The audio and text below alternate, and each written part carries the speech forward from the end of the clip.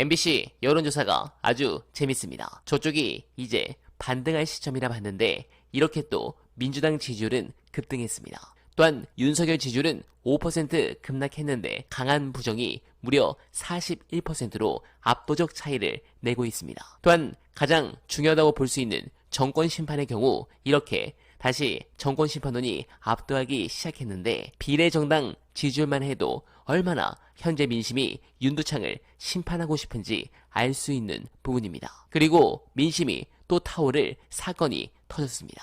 한동훈이 또 충격적 망언을 했습니다. 한동훈은 오늘 서울 유세에서 정치를 개같이 하는 사람이 문제지 정치 자체는 죄가 없다. 이재명 대표나 조국 같은 사람들 순전히 자기 징징거리기 위해 정치한다고 말했습니다. 네, 여러분들은 어떻게 생각하십니까? 아무래도 코너에 몰리니까 정신이 나간 것 같은데 이것만 문제는 아니죠. 전날 이 발언은 간단하게 생각하면 한동훈이 이수정을 소개하는 게 아닙니다. 이수정을 앞세워 자기 자랑을 하는 거죠.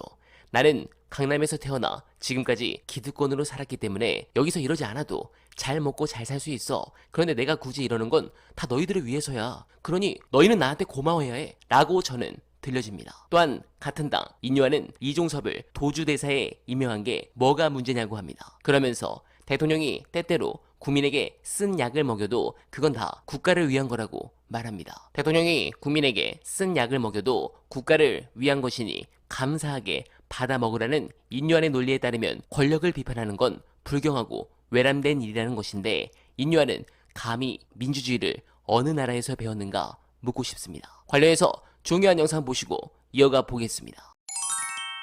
국민의힘 보수정당의 최대 강점 중에 하나가 메시지 관리 능력이에요. 조중동 다 보수 매체죠. 우리나라 1, 2, 3등 매체들이. 그리고 종편 하루 종일 보수 메시지만 내죠. 요즘은 KBS 공영방송 또 마찬가지죠. 그리고 포탈 마찬가지예요. 일사불란하게 동일한 메시지를 계속해서 하루 종일 반복하고 또 타겟이 정해지면 하나의 타겟에 집중 포화하고 그래서 조수진 후보 사퇴시킨 것처럼 이렇게 메시지 관리 능력이 보수의 최대 강점입니다. 저희들이 이렇게 유튜브에 앉아가지고 간신히 아둥바둥 하잖아요. 거기는 압도적인 물량 시스템으로 메시지 유통 경로를 장악해서 선거를 치렀단 말이죠. 근데 이번 선거는 컨트롤 타워가 고장이 난 건지 우왕좌왕하고 메시지 전혀 관리가 안 되고 있어요. 네, 저도 이 분석에 공감합니다. 냉정하게 지금 상황을 보면 저는 업보라고 봅니다. 사람들이 크게 관심 없어 보이고 금방 있는 것 같지만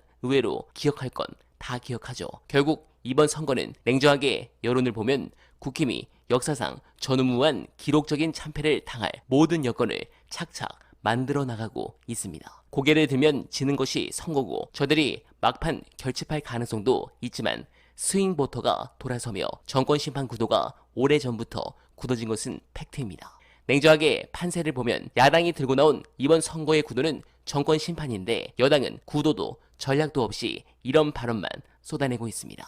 제 경험상 이런 식으로 선거를 치르는 집단은 유사일에 존재한 적이 없습니다. 결국 저는 보름 뒤 선거 후 패배의 책임을 누가 질 것인가를 따지며 레임덕이 시작될 것이라 확신합니다. 조선일보는 보수 멸망의 책임을 물으며 새 정치 세력을 만들며 바깥에서 새로운 그림을 시작할 것이고 한동훈은 그 대안이 이미 아닙니다. 그런 부분에서 민주당의 새로운 특검이나 탄핵 시도보다 저는 여당 내부의 분열이 그보다 더 치명적일 것이라고 생각합니다. 간절하게 그날을 기원하며 어날바는 오늘도 최선을 다하겠습니다. 여러분 고맙습니다.